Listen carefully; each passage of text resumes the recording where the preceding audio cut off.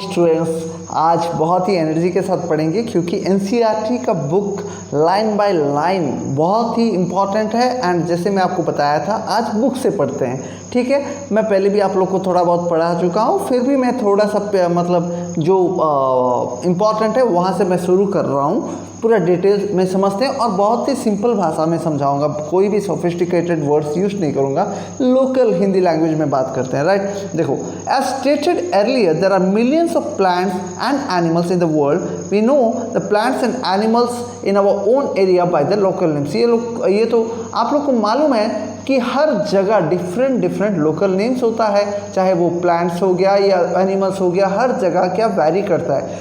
तो इस local name vary जो कर रहा है, इसमें कुछ प्रॉब्लम हो सकता है क्या, देखते हैं। This local names would vary from place to place even within a country. Probably you would recognize the confusion that would be created if we did not find ways and means to talk to each other to refer the organism we are talking about.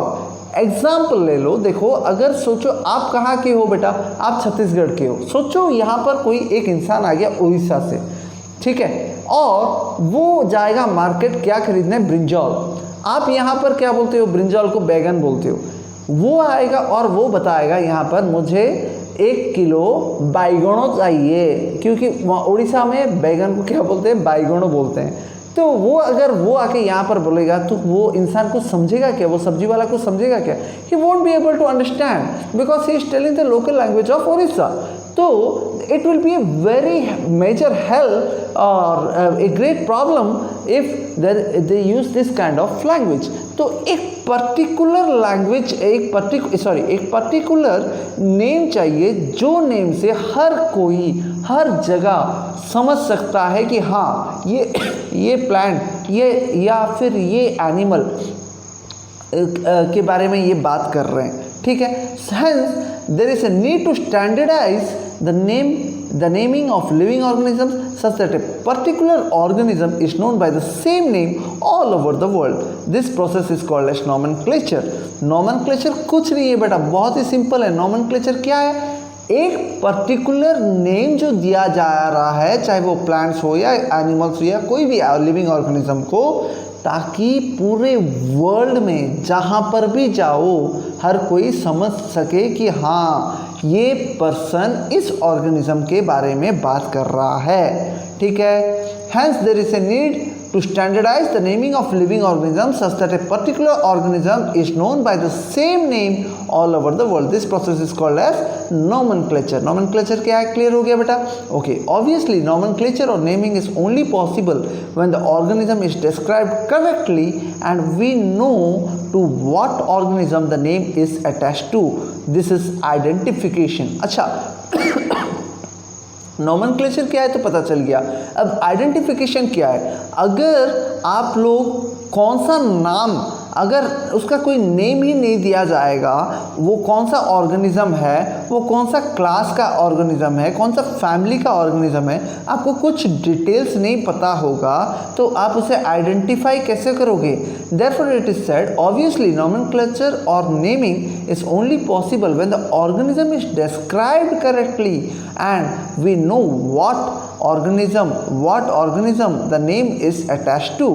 कौन सा organism है और उसका नाम किस organism के साथ match करता है, इसी को हम लोग क्या बोलते हैं, आइडेंटिफिकेशन, ठीक है। तो बहुत सिंपल तरीका से समझो।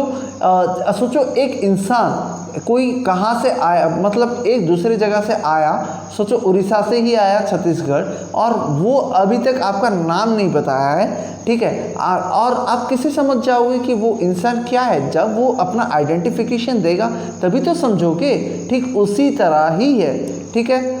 Now in order to facilitate the study, number of scientists have established procedures to assign a scientific name to each known organism. तो हर साइंटिस्ट लोग डिसाइड कर लिए, नहीं भाई एक नाम तो देना ही पड़ेगा ताकि हर कोई पहचान सकेंगे। This is acceptable to biologist all over the world. और ये नाम क्या, हर जगह, चाहे जो वर्ल्ड में जिस भी कोने में जाओ, हर जगह के बायोलॉजिस्ट इस नेम को एक्सेप्ट करेंगे। For plants, scientific names are based on agreed principles and criteria which are provided in international code for botanical nomenclature. Plants के लिए जो भी नेम दिया जाएगा, जो भी बॉटनिकल नेम दिया जाता है, वो किस प्रिंसिपल के आधारित में किया जाता है? It basis on the principle of international code for botanical nomenclature. वहाँ पर कुछ रूल्स एंड रेगुलेशन है, उस rules and regulation international code for botanical nomenclature के आधारित पे प्लांट्स को अपना बायोलॉजिकल नेम दिया जाता है। क्लियर, अच्छे से समझ रहे हो? Okay, now you may ask how an animals are named. Plants का बारे में तो समझ गए, एनिमल्स को कैसे नाम दिया जाता है? एनिमल्स को भी ठीक उसी तरह और एक पार्क है और एक जगह है जिसको नाम दिया, जहाँ जिसकी बेसिस पे नाम डिसाइड किया जाता है, and that name is international code of zoological nomenclature. Animals के बारे में जब बात करते हैं तो जूलॉजिकल बोलते हैं, और प्लांट्स के बारे में जब बोलते हैं बॉटनिकल बोलते हैं। International code for botanical nomenclature किसके लिए रिस्पॉन्सिबल है? वो international code for botanical nomenclature के आधारित पे, उसके प्रिंसिपल्स और क्राइटेरिया के आधारित पे क्या प्लांट्स का नाम दिया जाता है, और एनिमल्स का नाम किसके आधारित पे दिया जाता है? It is based on the principle of International Code of Zoological Nomenclature. Clear? The scientific name ensures that each organism has only one name. Scientific ये क्या बताता है कि हर ऑर्गेनिज्म का एक ही नाम है, right? Description of any organism should enable the people in any part of the world to arrive at the same name. They also ensure that such a name has not been used for any other known organism. ये नाम सुनते ही, जो भी नाम रखा जाएगा, वो नाम सुनते ही हर कोई वर्ल्ड के किसी भी कोने में है वो पहचान जाना है कि हाँ, ये पर्टिकुलर ऑर्गेनिज्म के बारे में बात कर रहे हैं। और अगर किसी नाम को रख चुके हैं तो वो नेम रिपीट नहीं होना चाहिए। The name of the organism should never be repeated, right? Now biologist follow universally accepted principles to provide scientific names to known organisms. Biologists follow universally accepted principles to provide scientific names to known organisms. क्या समझे इससे? हर किसी, जितने भी biologist है, चाहे वो India का हो या फिर अमेरिका का हो, जहाँ का भी हो, हर किसी के लिए एक ही प्रिंसिपल है। क्या कोई भी ऑर्गेनिज्म को नया में आइडेंटिफाई किए तो उसको नेमिंग करने के लिए, उसको नोमेनक्लेचर करने के लिए वो एक ही प्रिंसिपल को फॉलो करेंगे। समझ में आ गया बेटा? Okay, each name has two components. एक ऑर्गेनिज्म का दो कंपोनेंट होता है, क्या क्या है? The generic name and the specific epithet. दो नेम होता है, one is your generic name, एक जब नेम दिया जाता है दो नाम के आधारित पे दिया जाता है, पहला वाला आपका जेनरिक नेम और दूसरा आपका specific epithet. This system of providing a name with two components is called as binomial nomenclature. तो एक जीनस और स्पीसीज, ये दोनों के आधारित पे नेम दिया जाता है। तो जब जीनस और स्पीसीज, तो कितना हो गया? दो हो गया, इसलिए बाइनोमियल नोमेनक्लेचर बताया गया। This system of providing a name with two components, दो कंपोनेंट को यूज करके जब नेम कर रहे हैं तब उसको बाइनोमियल नोमेनक्लेचर बताया गया। क्लियर बेटा? This naming system given by Carolus Linnaeus, से पहले भी बता चुका हूँ, is being practised by biologist all over the world. और इसका नेमिंग को बाइनोमियल नोमेनक्लेचर कौन ये किए थे? Carolus Linnaeus, right? You should remember this, क्योंकि ये क्वेश्चन आता है बहुत सारे एग्जाम में, इस क्वेश्चन को मतलब डाला जाता है, right? This naming system using two-word format was found convenient. Let us take the example of mango to understand the way of providing scientific names better. तो ये जो दो जीनस और स्पीसीज, इस नेम के आधारित पे नेम देने वाला जो सिस्टम को देखा गया बाइनोमियल नोमेनक्लेचर, ये बहुत आसान लगा। यहाँ पर एनसीईआरटी में मैंगो का एक एग्जांपल दिया है। देखो मैंगो का साइंटिफिक नेम क्या है बेटा, mangifera indica. Okay, the scientific name of mango is written as mangifera indica. Mangifera indica आप चाहे वर्ल्ड के किसी भी कोने पे चले जाओ, वो बायोलॉजिस्ट डेफिनेटली समझ जाएगा कि आप मैंगो के बारे में ही बात कर रहे हो। ठीक है, now let us see how it is a binomial name. In this name Mangifera represents the genus while Indica is a particular species। तो जीनस क्या है, Mangifera, और इंडिका क्या है बेटा, एक पर्टिकुलर स्पीसीज है।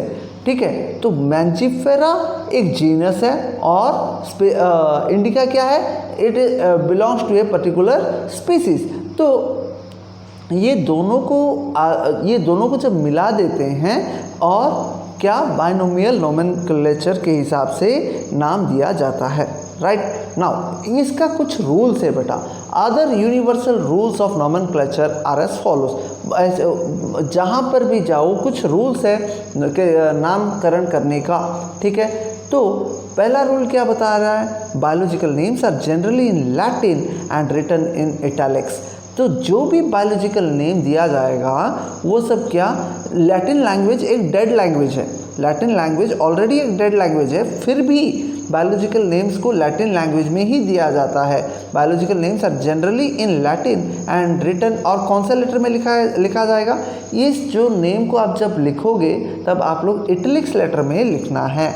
दे आर लैटिनाइज्ड और derived from Latin irrespective of their origin. चाहे कहाँ से भी मिला हो, चाहे कवर्धा में भी मिला हो, तो भी उसको नाम एक लैटिन नेम दिया जाएगा, so that everyone can understand. The name should be universal, right? The first word in a biological name represents the genus, while the second component denotes the specific epithet। तो पहला जो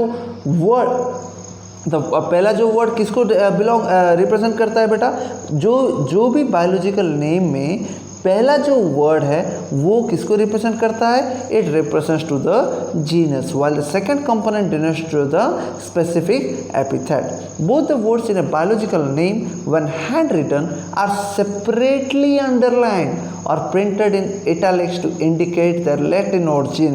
ठीक है, अगर आप hand written कर रहे हो, नोटबुक में लिख रहे हो, तो क्या करना है, वो बायोलॉजिकल नेम को क्या करना है, सेपरेटली जीनस और स्पीसीज को सेपरेटली अंडरलाइन करना है, और या फिर प्रिंट किया जा रहा है तो उसको किस लेटर में लिखा जाएगा, और printed in italics to indicate their Latin origin. ठीक है, the first word denoting the genus starts with a capital letter. हर वक्त जब भी आप बाइनोमियल नोमेनक्लेचर के रूल के हिसाब से जब आप साइंटिफिक नेम को लिख रहे हो, तब आप क्या करोगे, आप हर वक्त जीनस जो पहला वर्ड है उसको हर वक्त कैपिटल लेटर में लिखोगे। The first word denoting to the genus starts with a capital letter, while the specific epithet, और स्पीसीज का क्या करोगे, हर वक्त पहला लेटर क्या होगा, स्मॉल होगा। जैसे कि आप मैंजीफेरा इंडिका का देखो, यहाँ पर पहला मैंजीफेरा में एम क्या है, कैपिटल लेटर है, और आई क्या है, स्मॉल लेटर है। समझ में आ गया बेटा। Now name of the author appears after the specific epithet, that is at the end of the biological name, and is written in an abbreviated form, example Mangifera indica Linn। तो देखो जो author का नाम है वो पहले genus, उसके बाद स्पीसीज, उसके बाद ऑथर का नेम एब्रीवेटेड फॉर्म में लिखा जाता है। जैसे कि देखो मैंजीफेरा इंडिका को कौन नाम दिया था, कार्लस लिनियस। तो कार्लस लिनियस को एब्रीवेटेड फॉर्म में LINN लिखा गया है, और ये कहाँ पर लिखा गया, लास्ट में लिखा गया बेटा। पहले जीनस लिखा गया, जीनस का पहला लेटर क्या होगा बेटा, फिर से याद रखो, पहला लेटर जीनस का क्या होगा, कैपिटल लेटर होगा, और स्पीसीज का क्या होगा, स्मॉल लेटर होगा, और एब्रीवेटेड फॉर्म में जिन्होंने उस नाम को दिया है उनका नाम एब्रीवेटेड फॉर्म में लिखा जाएगा। Clear? Now, since it is nearly impossible to study all the living organism, it is necessary to devise some means to make this possible. हर एक ऑर्गेनिज्म के बारे में, पर्टिकुलर एक एक ऑर्गेनिज्म के बारे में पढ़ने के लिए इट इज़ इम्पॉसिबल, इतनी सारे डाइवर्सिटी है। आप मतलब आपके लोकेलिटी, आपके पूरा एक स्टेट का ही आप पढ़ नहीं सकते हो एक एक ऑर्गेनिज्म को पकड़ के, तो आप कैसे पूरे इतने सारे ऑर्गेनिज्म को आप करोगे? तो इसीलिए क्लासिफाई करना बहुत ही इम्पॉर्टेंट है। Therefore this process is classification. Since it is nearly, फिर से पढ़ रहा हूँ, since it is nearly impossible to study all the living organism, it is necessary to devise some means to make this possible. This process is classification. तो classification क्या है? Classification is a process by which anything is grouped into convenient categories based on some easily observable characters. कुछ easily observable characters के माध्यम से आप क्या करोगे? उसको क्लासिफाई करोगे। ऑर्गेनिज्म का बिहेवियर हो गया, उसका मॉर्फोलॉजी, उसका जो स्ट्रक्चर है, उसका जो लुक है, हर चीज़, उसका जो हैबिटेट है, हर चीज़ के आधारित पे आप क्या करोगे? उसको ऑर्गेनिज्म को क्लासिफाई करोगे, right?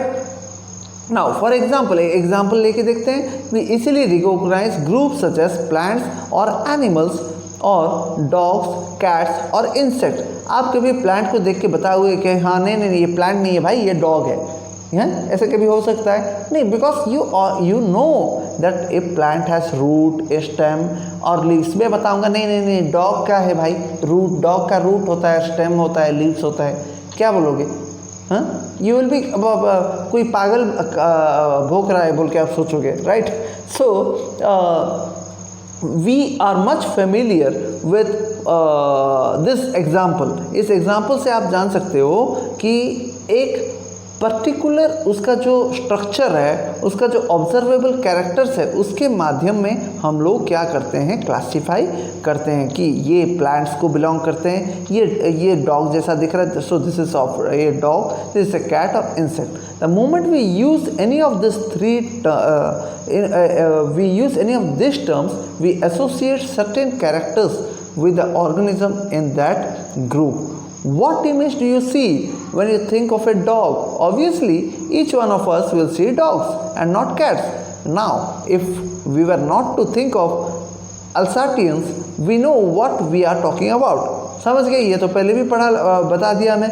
Similarly, suppose we were to say mammals, you would of course think of animals with external ears. अगर मैमल्स के बारे में बात करेंगे तो आप लोग डेफिनेटली पहले मैमल्स बोलते ही दिमाग में आ जाएगा कि हाँ, इसका एक्सटर्नल ईयर्स होगा और उसका बॉडी में हेयर्स होगा। तब आप समझ में आ जाओगे कि हाँ नहीं, ये मैमल का ग्रुप को बिलोंग करता है, right? Likewise in plants, if we try to talk of wheat, the picture in each of our minds will be of wheat plant.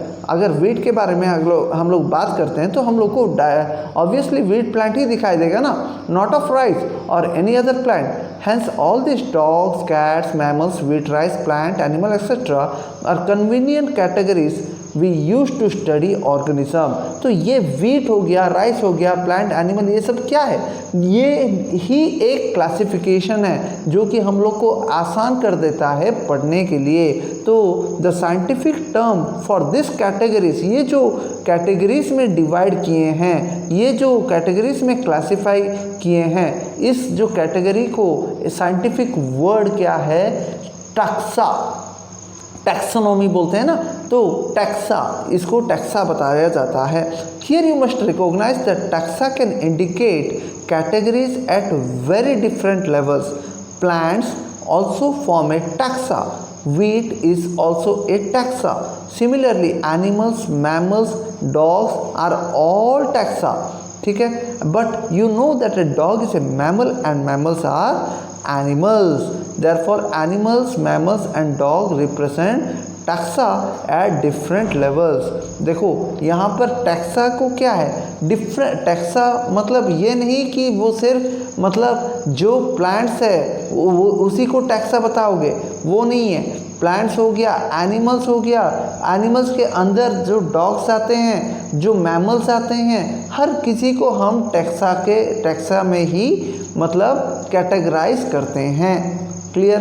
Hence, based on characteristics, all living organisms can be classified into different taxa.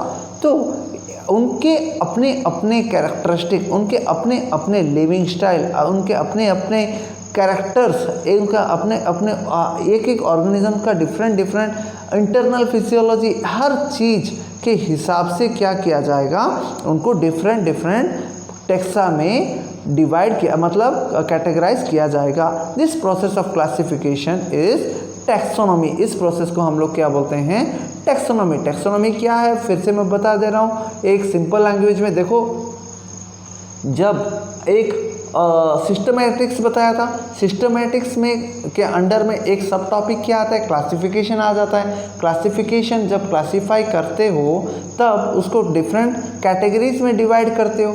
तो different categories में जो divide करते हो उसको कुछ किस आधारित पे आपने उसको उस कैटेगरीज पे डिवाइड किए, वो जो प्रिंसिपल, वो जो रूल्स जिसके आधारित पे आपने क्लासीफाई किए, वही तो टैक्सोनॉमी है. Right? External and internal structure along with the structure of cell development process and ecological information of organism are essential and form the basis of modern taxonomic studies. Modern taxonomic studies में किस चीज़ पे बहुत ध्यान दिया जाता है, external and internal structure. बाहर का स्ट्रक्चर किस तरह है, एक बॉडी ऑर्गेनिज्म का बाहर का स्ट्रक्चर किस तरह है, एक इंटरनल स्ट्रक्चर किस तरह है, और उसका सेल का स्ट्रक्चर किस तरह है. How is the development of the cell, how is the development process, complete development process कैसा है, और वो ऑर्गेनिज्म कहाँ से शुरुआत, उस वो ऑर्गेनिज्म का इकोलॉजी कहाँ से शुरू हुआ है, इकोलॉजिकल इंफॉर्मेशन ऑफ ऑर्गेनिज्म, ये सब मॉडर्न टेक्सोनॉमिकल स्टडीज में किया जाता है. Right? Hence characterisation, identification, classification and nomenclature are the processes that are basic to taxonomy. तो टैक्सोनॉमी क्या है, कोई भी ऑर्गेनिज्म का कैरेक्टराइजेशन करना, आइडेंटिफाई करना, क्लासिफाई करना और नोमेनक्लेचर करोगे. पहले देखो, जैसे अगर कोई इंसान आया तो उसका उसका कैरेक्टर वगैरह समझोगे, उसको कहाँ, मतलब उसके बाद वो उसका आइडेंटिफिकेशन देगा. राइट? हाँ, मैं यहाँ से आया हूँ, मैं इस कैटेगरी से बिलोंग करता हूँ. ठीक है? फिर आप लोग उसको क्लासिफाई करोगे कि वो किस टाइप का है, क्या है. ठीक है? फिर उसको आप एक नेम देते हो. ठीक है? फलाना नाम से आप लोग उसको बुलाते हो.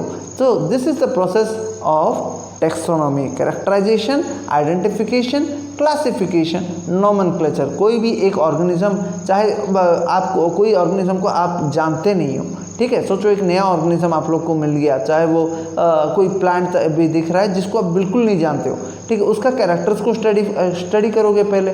ठीक है? उसके बाद क्या करोगे, हाँ भाई ये तो इस तरह काम करता है ना, तो इसको बोल के आप आइडेंटिफाई किए. राइट? आइडेंटिफाई करने के बाद क्या करते, उसको क्लासीफाई करोगे. नहीं, तो ये इस कैटेगरी ऑफ प्लांट में आता है बोल के उसको क्लासीफाई करोगे. उसके बाद उसको जो नेम है, सूटेबल नेम, उसको नेमिंग करोगे. यही तो प्रोसेस ऑफ टैक्सोनॉमी है. पूरा क्लियर. टैक्सोनॉमी क्या है? Taxonomy is not something new. Human beings have always been interested in knowing more and more about the various kind of organism, particularly with reference to their own use. तो human beings एक ऐसा हम लोग एक animals है, एक हर चीज़ किसी के बारे में, किसी के पड़ोसी घर में क्या हो रहा है, किसी दूसरे के बारे में जानने में हर किसी को बहुत ही इंटरेस्ट रहता है. So human beings have always been interested in knowing more and more about the various kind of organism. ठीक उसी तरह बहुत डिफरेंट काइंड ऑफ ऑर्गेनिज्म के बारे में भी जानने के लिए ह्यूमन बींग्स बहुत ही इंटरेस्टेड रहते हैं. ये अभी से नहीं, बहुत पहले से ही ऐसे हैं. Therefore taxonomy is not something new, क्योंकि ह्यूमन का ब्लड में है क्या, कैरेक्टराइजेशन, क्लासिफिकेशन, आइडेंटिफिकेशन, ये सब ह्यूमन बींग्स का नेचर है. Because they are very interested to study organisms, particularly with reference to their own use. अपने यूज़ के लिए, अपना जो फ़ायदा के लिए ही वो स्पेशली जानना चाहते हैं कि हाँ ये ऑर्गेनिज्म किस चीज़ किस कैरेक्टर, इसका कैरेक्टर्स क्या है, क्या क्या काम करता है, मतलब कैसे क्लासीफाई करेंगे, कैसे आइडेंटिफाई करेंगे और कैसे नॉमेनक्लेचर करेंगे, right. Okay, in early days human beings needed to find sources for the basic needs of food, clothing and shelter. Hence the earliest classification were based on the uses of various organisms. तो human being तो एक selfish जानवर है, तो human beings अपना मतलब जो early days में क्या करते थे, अपना जो सोर्सेस मतलब क्या है, ह्यूमन बीइंग का मेन सोर्सेस क्या है, फूड चाहिए, क्लोथिंग चाहिए और शेल्टर चाहिए। तो ये सब जानने के लिए वो क्या करते थे, वो वेरियस ऑर्गेनिज्म का यूज़ को स्टडी करते थे, राइट, ताकि हम लोग उसके आधारित मतलब उसको जान के हम लोग हमारा फूड व ऑर्गेनिज्म को कौन सा ऑर्गेनिज्म को हम लोग खा सकते हैं, हम डिसाइड कर सकते हैं किस ऑर्गेनिज्म से हम क्लॉथ्स बना सकते हैं, किस से शेल्टर बनाएंगे, राइट। तो चाहे वो प्लांट्स हो गया, एनिमल्स हो गया, हर ऑर्गेनिज्म को मिला के ह्यूमन बीइंग्स स्टडी करते थे, right. Human beings were since long not only interested in knowing more about different kind of organism and their diversities but also relationship among them. This branch of study was referred to as systematics. आ गया ना, मैं जो पढ़ाया था, देखो human beings were since long not only interested in knowing more about different kind of organism and the diversities but also the relationship among them. उनके अंदर जो इवोल्यूशनरी रिलेशनशिप जो था उसको भी जानने का उनमें इंटरेस्ट था। This branch of study was refer to as, इस ब्रांच ऑफ स्टडीज को क्या बताया गया था बेटा, systematics, right. The word systematic is derived from the Latin word systema. ये सब पढ़ा चुका हूँ बेटा, तो और नहीं समझा रहा हूँ, डायरेक्ट मैं आप लोग को रीडिंग कर दे रहा हूँ। Which means systematic arrangement of organisms, और इसको कौन को नाम दिए थे, Linnaeus used systema naturae as the title of his publication. उनके जो बुक था, उनके बुक में कितना स्पीसीज थे, आई थिंक 4326, राइट। तो 4326 स्पीसीज के बारे में सिस्टमा नेचुरी बुक में डिस्क्राइब किए थे। तो वो उसी को हम लोग क्या बोलते हैं, सिस्टमेटिक्स बोलते हैं। The scope of systematics was later and last to include identification, nomenclature and classification. ये सब कुछ मैं पहले पढ़ा चुका हूँ, right. Systematics take into an account evolutionary relationship between organisms.